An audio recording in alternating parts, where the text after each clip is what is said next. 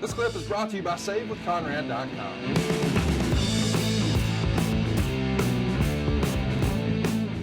So Austin is not on the In Your House show after the Royal Rumble, which of course happened in February, that In Your House show, but he is on Raw the next night.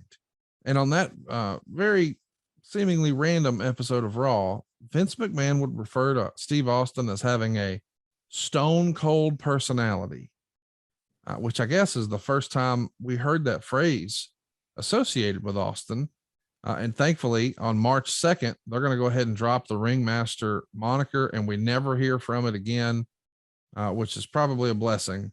Yeah, but as the story goes, there were other names considered.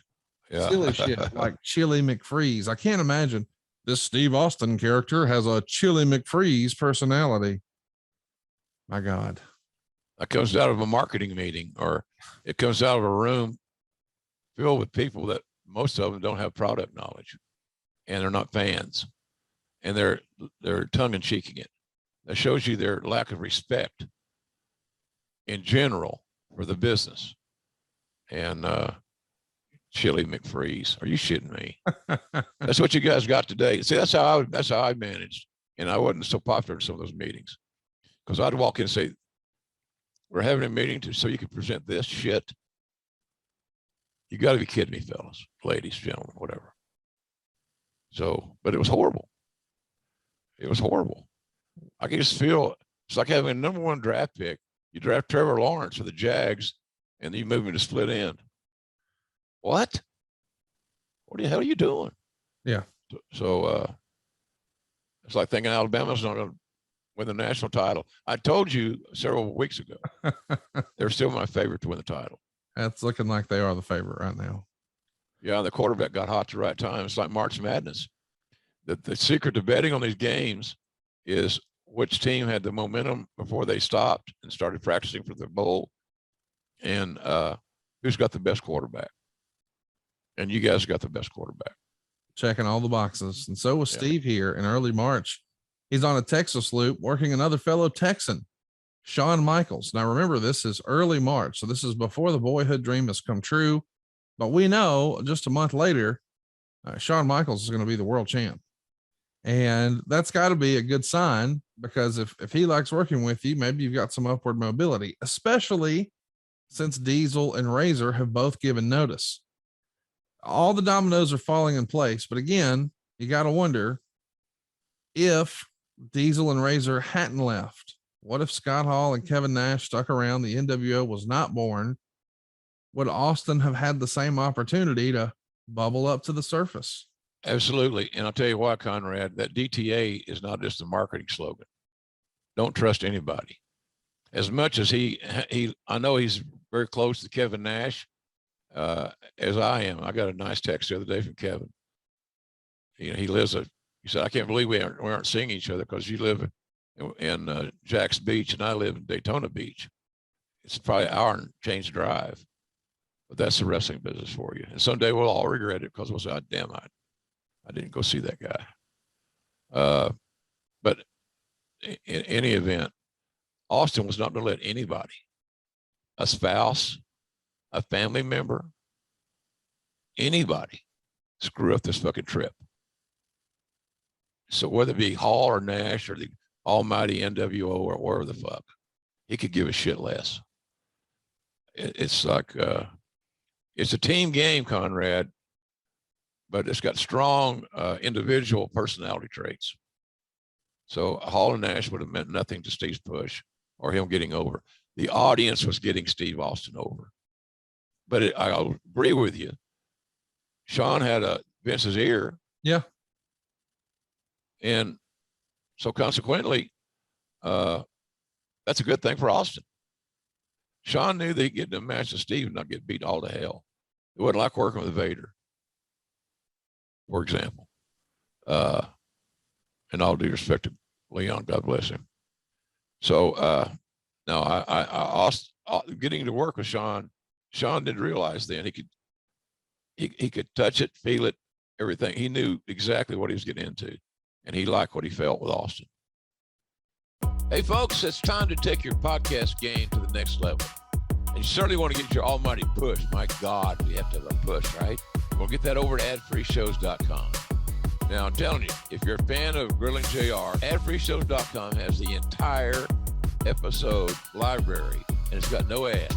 0 ads, zilch, none. Ad-free and on video starting at just $9. Did you hear what I said? $9.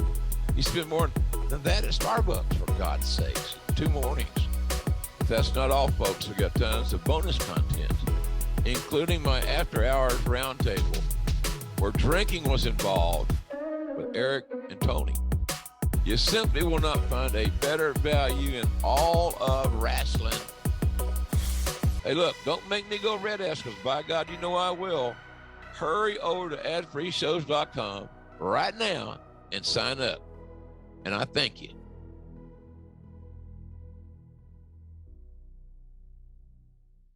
It's a bit of an odd scenario. Steve Austin's going to be inserted into the WWF Tag Team Title Tournament. The next night on Raw, Austin is going to be working with The Undertaker. He's going to lose by DQ because Goldust interferes. And then Austin's going to take a break for just a bit. He's got to have some plastic surgery done.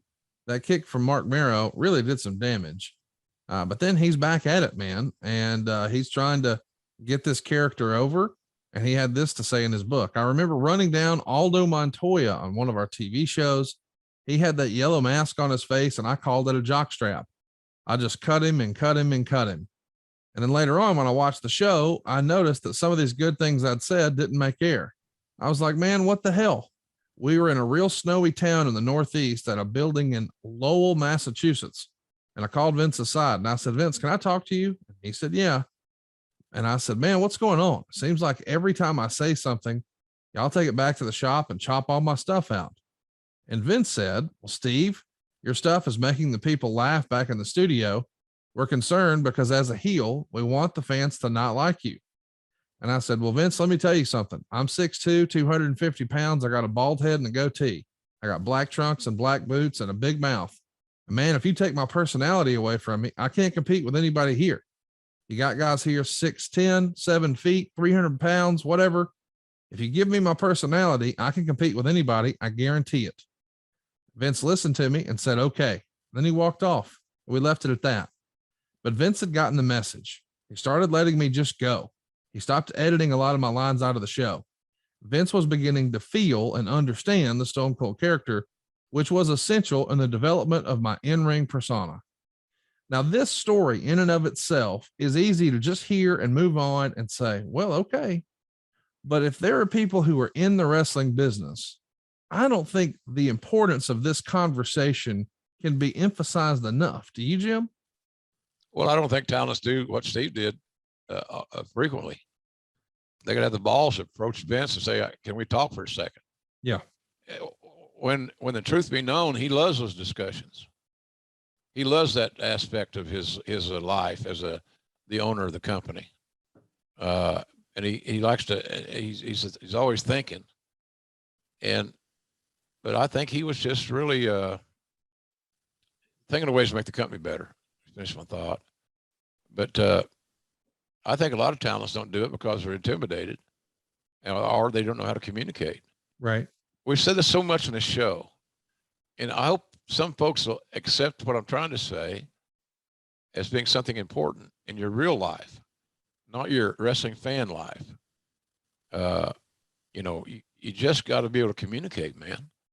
Communication is it's the essence of living to a large degree. You got to be able to communicate with others and learn how to listen and learn how to learn how to present yourself.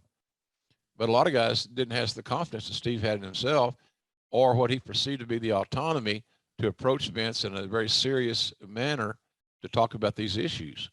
Those were huge issues. You got a guy cutting promos that's getting pops all over the place because they're over, they're funny, they're entertaining, they're timely. But we're damned if we want to be a heel. If it had not been proven already by the audience and by the merchandise that was selling, the tickets that were selling, the pops in the arena, all this great market research that you have access to, Steve he wasn't going to be a heel. People live for you know, what's that word? You know, where you live Vicariously. vicariously. Yeah, Yeah. thank you. That's why you're the brains of this outfit. Vicariously.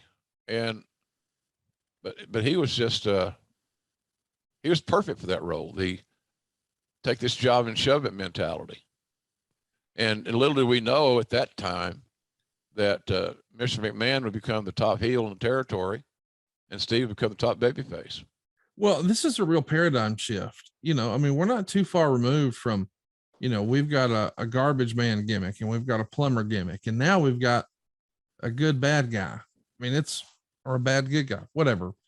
The idea is Austin 316 is about to take over the world, and this is the WWF edge that they're looking for, because the NWO on the other channel is just blowing up. I mean, their business is hotter than ever through late summer. When Hulk Hogan turns in July, they're on fire, and that's around the same time. Remember now, Hogan turns heel in July. Austin 316 was born in June, so we're running parallel here, and it's got to be an exciting time in the business in that era. I mean, and even the similarities with the merch, right? The NWO shirt's the biggest selling shirt in WCW history. Austin 316 is going to go on to be one of the biggest in WWF history. Plain black shirts, plain white lettering. It's no longer the bright neon colors of the 80s. It's a different like era. NXT is now. Yeah. Neon colors. I guess those colors have been tested with teenagers, and this is the colors they like. I don't know. I'm being catty. Sorry. No, it was a hell of a time. You think about it, Conrad, to be a wrestling fan. It is the same as it is today, because there's so much to pick from. There's so much to sample and to enjoy if you choose to on virtually any night of the week, because you can stream things. So it's Austin, he was creating a mold for a character babyface that no one has yet to follow. When someone understands how to do that with their personality and their presentation, they're going to go to the bank very often, because there's where your money lies. Hey, it's Conrad Thompson. Thanks for checking out the podcast here on YouTube. Be sure to hit the subscribe button and the notifications bell so you get a notice anytime we upload some new content. And go save yourself some money right now. If you're in a 30-year loan or you have credit card debt, it's not a matter of if I can save you money. It's a matter of how much. Find out right now for free at SaveWithConrad.com.